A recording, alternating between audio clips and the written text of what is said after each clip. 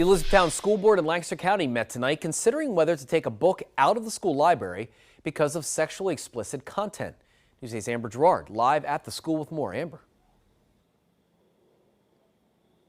Well, the board voted 6-3 in favor of keeping the book in the library. And let's just say the people that are opposed to the book were definitely not happy. Now, it all came down to two things. Those who were against the book said it has to do with the Bible.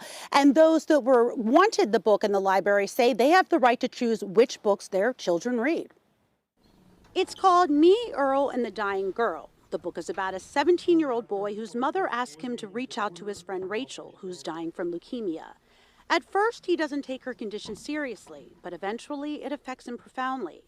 Throughout the book, vulgar language is used, crude jokes are made, and sex is talked about. And it's because of that that some parents want the book removed.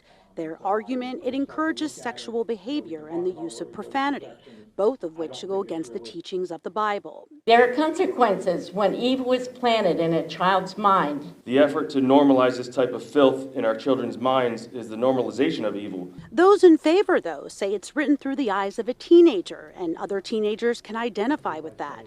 And taking away a student's or a parent's right to read what they want is unethical. I keep encountering the claim that the book constitutes pornography.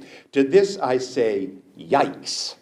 Anyone making that claim has either never read the book or never seen pornography. I worship clash of opinions.